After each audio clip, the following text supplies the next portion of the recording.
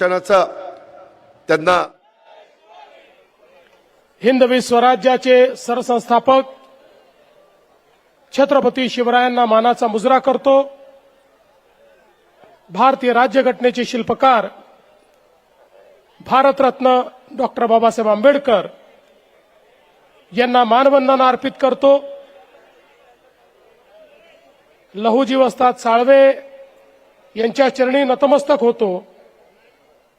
आणि आज या ठिकाणी मंचावर उपस्थित असलेले आपले केंद्रीय राज्यमंत्री मुरलीधर मोहोळजी, मंत्रिमंडळातील आमचे वरिष्ठ सहकारी चंद्रकांत दादा पाटील, शिवाजीनगर विधानसभा मतदार क्षेत्राचे अतिशय कार्यक्षम आमदार सिद्धार्थ शिरोळे, राजेश पांडे, रवींद्र साळेगावकर, योगेश बाचल, श्यामराव सातपुते, शैलेश बडदे, सतीश बेहरट, अशोक लोखंडे, अर्पणाताई कुऱ्हाडे, शारदाताई ओरसे, आपल्या प्रभाग क्रमांक 6, 7, 8 आणि 12 चे उमेदवार आपल्या अनुभवी असलेल्या रेश्माताई भोसले, हरीशजी निकम, निशाताई मवादकर, सायलीताई माळवे,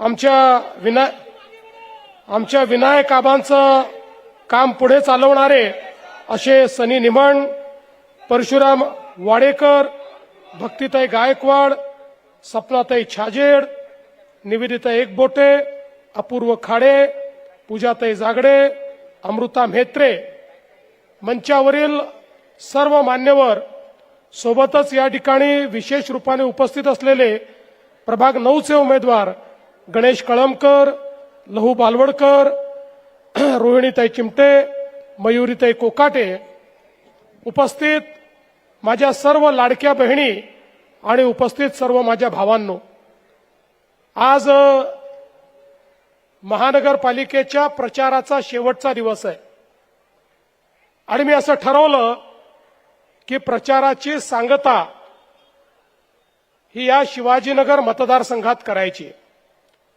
याची 2 कारणं आहेत। पहिलं कारण असं आहे की अर्थातच शिवाजीनगर मतदारसंघ म्हणजे आपल्या आराध्य दैवत छत्रपती शिवरायांच्या नावाने असलेला महाराष्ट्रातला एकमेव मतदारसंघ आहे आणि म्हणून मी हा निर्णय केला की इथे आपण ही सांगता करावी। पण त्यासोबत या ठिकाणी सांगता सभा घेतली तर आपल्या सगळ्यांचा आशीर्वाद मिळतो आणि भारतीय जनता पक्षाला बहुमत मिळतं आणि म्हणून मी ठरवलं हीच जागा आम्हाला शुभ आहे, या ठिकाणीच आपल्याला सभा घ्यायची आहे आणि म्हणून या ठिकाणी या सभा घेण्याकरता मी आलोय। खरं तर ही निवडणूक पुण्यात राहणारा दीन दलित गोर गरीब आदिवासी, पुण्यात राहणारा ओबीसी, पुण्यात राहणारा सामान्य माणूस या प्रत्येकाच्या जीवनात परिवर्तन करण्याची निवडणूक आहे। आणि भारतीय जनता पक्ष गेले काही वर्ष माननीय मोदीजींच्या नेतृत्वात सातत्याने एक नवीन अशा प्रकारचं पुणे तयार करण्याचा प्रयत्न करतोय। पुण्यामध्ये आधुनिकता यावी, पुण्याचं दळणवळण चांगलं व्हावं, पुण्यामध्ये राहणारा जो गरीब व्यक्ती आहे, झोपडपट्टीत राहणारा आहे, या ठिकाणी वेगवेगळ्या प्रकारे आर्थिक दुर्बल आहे, अशा सगळ्या लोकांना आपल्याला जास्तीत जास्त सोयी देता येतील, त्यांच्या जीवनात आपल्याला परिवर्तन करता येईल, या दृष्टीनं सातत्याने आम्ही प्रयत्न करतो। खरं म्हणजे मला या निमित्ताने सांगायचं आहे की काही लोकांना असं वाटतं महानगरपालिकेची निवडणूक म्हणजे गल्लीबोळामध्ये दादा तयार करण्याची निवडणूक आहे। ही गल्लीबोळातला दादा तयार करण्याची निवडणूक नाही आहे, ही शहराचं भावी नेतृत्व तयार करण्याची निवडणूक आहे आणि म्हणून या निवडणुकीकडे गांभीर्याने पाहिलं गेलं पाहिजे। आज आपण पाहू शकतो की या पुण्याचा जो सगळा वाढता परिसर आहे, या सगळ्या परिसरामध्ये हिंजवडी असेल, खराडी असेल, मगरपट्टा असेल, बाणेर बालेवाडी असेल, हा सगळा जो भाग आहे हा आता हळूहळू एक प्रकारे भारताच्या डिजिटल ट्रान्सफॉर्मेशनचा एक महत्वाचा कणा झालेला आहे आणि आता या ठिकाणी केवळ सेवा देणारं नाही तर निर्मितीचं शहर म्हणून देखील या पुण्याकडे आपण सातत्याने पाहत असतो. आणि म्हणून एकीकडे मॅन्युफॅक्चरिंग आणि दुसरीकडे आयटी या दोन गोष्टींनी पुणे हे सर्वश्रुत आहे. पण त्याचसोबत आपण जर बघितलं तर साधारण आम्ही अंदाज घेत होतो पुणे हे किती आंतरराष्ट्रीय शहर आहे बघा. या ठिकाणी 90 देशातले लोक वेगवेगळ्या आस्थापनांमध्ये काम करताना किंवा वेगवेगळ्या आस्थापनांकरता काम करताना आपल्याला पाहायला मिळतात. आणि म्हणून या ठिकाणी आपण जर विचार केला तर एक मोठं ऑटोमोबाईल क्लस्टर आहे चाकण तळेगावमध्ये आणि तंत्रज्ञानाच्या क्षेत्रात सगळ्यात जास्त जी गुंतवणूक आहे ती देखील या पुण्यामध्येच होताना आपल्याला पाहायला मिळते. पुणे शिक्षणाचं माहेरघर देखील आहे, सॉफ्टवेअर निर्मितीचं माहेरघर देखील आहे आणि अर्थातच ही महाराष्ट्राची सांस्कृतिक राजधानी देखील आहे. कला, साहित्य आणि सांस्कृतिक चळवळ ही देखील या पुण्यातनंच चालते. आणि म्हणून आज आपण जर बघितलं तर या पुण्यामध्ये मागच्या काळामध्ये आपल्या आशीर्वादानं पुण्याला या ठिकाणी भारतीय जनता पक्षाची 5 वर्ष सत्ता होती. त्या काळामध्ये जवळपास 35,000 कोटी रुपयाचे 220 पेक्षा जास्त प्रकल्प या पुण्यामध्ये आपण केले आणि पुढच्या 5 वर्षामध्ये जनसामान्यांच्या जीवनात परिवर्तन करणारे 44,000 कोटी रुपयाच्या प्रकल्पांचं नियोजन हे आपण या ठिकाणी केलं आहे. ज्यामध्ये प्रत्येक घरी स्वच्छ पिण्याचं पाणी आलं पाहिजे, सांडपाण्याचा निचरा झाला पाहिजे, घनकचऱ्याचं व्यवस्थापन झालं पाहिजे, सांडपाण्याचा पुनर्वापर झाला पाहिजे, जुन्या भागाचा पुनर्विकास झाला पाहिजे, झोपडपट्टीत राहणाऱ्याला मालकी हक्काचं घर मिळालं पाहिजे, कच्च्या घरात राहणाऱ्याला पक्कं घर मिळालं पाहिजे, ज्यांच्याकडे घरांची मालकी नाही त्यांना घरांची मालकी मिळाली पाहिजे. अशा पद्धतीनं एक ठोस नियोजनाचा आराखडा या ठिकाणी आपण तयार केलेला आहे.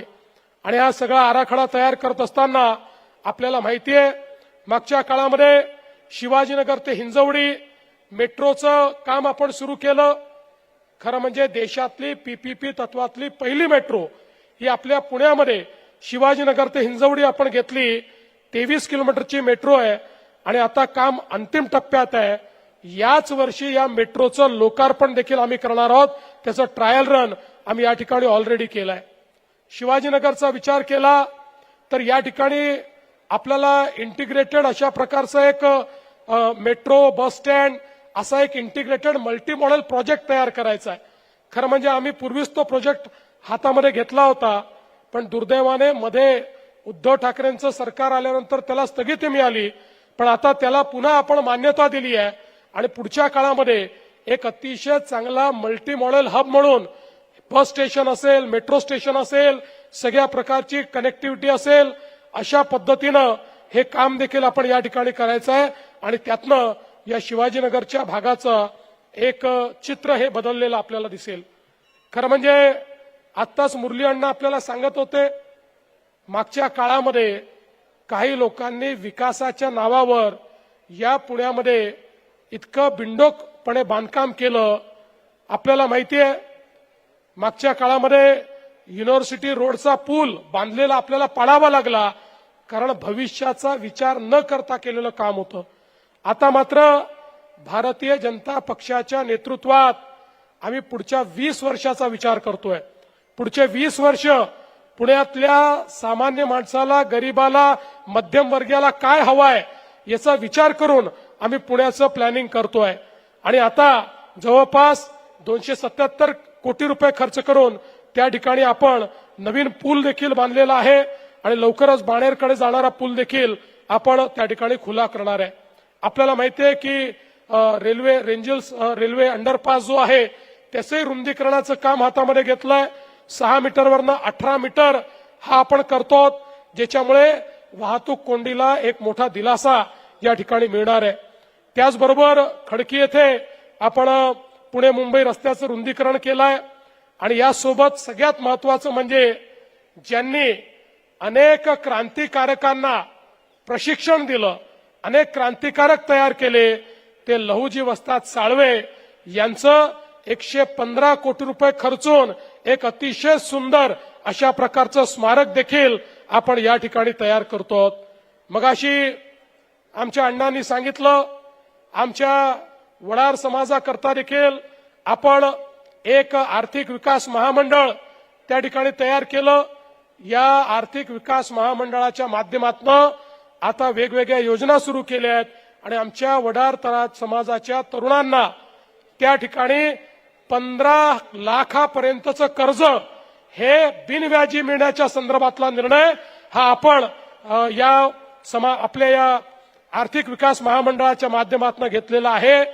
ज्या माध्यमातून आमच्या वडार समाजातही आमच्या रामोशी समाजातही त्या ठिकाणी चांगल्या प्रकारचे उद्योजक तयार व्हावेत अशा प्रकारचा प्रयत्न आपण या ठिकाणी करतोय. खरं म्हणजे वाढीव बांधकामावर देखील तिप्पट कर लागत होता. तो कर आपण त्या ठिकाणी रद्द केला, नागरिकांना दिलासा दिला आणि विशेषतः मी सिद्धार्थ शिरोळे यांचं मनापासून याकरता अभिनंदन करेन. हा सगळा जो भाग आहे 55% भाग हा झोपडपट्टीचा आणि निम्न मध्यमवर्गीय आणि गरीब लोकांचा भाग आहे. या भागामध्ये सिद्धार्थ शिरोळे यांनी आमच्याकडे पाठपुरावा करून जवळपास वेगवेगळ्या प्रकारची 100 कोटी रुपयाची कामं ही पूर्ण केलेली आहेत. पाण्याची असतील, गटारीची असतील, लाईटची असतील. आणि म्हणून आज खरं म्हणजे आपण बघा, एवढ्या मोठ्या प्रमाणात निधी हा दुसऱ्या कुठल्याही भागाला मिळाला नाही जो सिद्धार्थजींनी आणला. आणि मला या गोष्टीचा आनंद आहे की सिद्धार्थ शिरोळे यांच्या समोर सगळ्यात पहिले जर कोणाचा विकास असेल तर तो गरीब आणि मध्यमवर्गीय पुणेकरांचा विकास, शिवाजीनगर मधल्या जनतेचा विकास ते करण्याचा प्रयत्न करतायत. आणि मी आज हे देखील सांगण्याकरता आलोय की सिद्धार्थजी तुम्ही काळजी करू नका. आणि तुम्हाला सगळ्यांना सांगायला आलोय, हे जे आपले नगरसेवक या ठिकाणी तुम्ही निवडून देणार आहात, हे 12ही नगरसेवक आणि सिद्धार्थ शिरोळे यांच्या पाठीमागे राज्याचा मुख्यमंत्री खंबीरपणे उभा आहे. या 12 नगरसेवकांच्या भागामध्ये आणि अर्थातच सिद्धार्थजींच्या नेतृत्वात या शिवाजीनगरमध्ये विकास कामांकरता जितका निधी लागेल, जितका तेवढा सगळा निधी मुख्यमंत्री म्हणून मी देईन, हा विश्वास तुम्हाला देण्याकरता आलेलो आहे.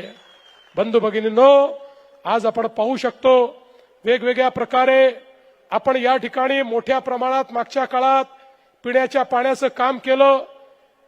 पुणे विद्यापीठ, चतुशृंगी, आशानगर, मॅफको या ठिकाणी मोठ्या क्षमतेच्या पाण्याच्या टाक्या बांधल्या. त्यामुळे औंध, भोसलेनगर, गोखलेनगर, जनवाडी या सगळ्या परिसरातील पाणी पुरवठा देखील मोठ्या प्रमाणात सुधारला. आणि आता आपली जी नदी आहे त्या नदीचंही आपण संवर्धन करतोय. विशेषतः मुळामुठा नदी संवर्धनासाठी 4700 कोटी रुपयाचा आराखडा तयार केलाय. आणि पुढच्या काळात एक निर्मल आणि अविरल वाहणारी अशा प्रकारची ही नदी आपल्याला पाहायला मिळणार आहे. या ठिकाणी क्राईम कंट्रोल करण्याकरता सीसीटीव्हीचं एक मोठं जाळं आपण तयार केलं. आता आपल्या पुण्याच्या मेट्रोचा विस्तार करून जवळपास 110 किलोमीटरची मेट्रो ही आपण या पुण्यामध्ये तयार करतो. त्यामुळे खऱ्या अर्थानं पुढच्या काळामध्ये जर आपण बघितलं तर एक अतिशय गतिमान अशा प्रकारचं ट्रान्सपोर्ट असलेलं हे पुणे शहर असणार आहे.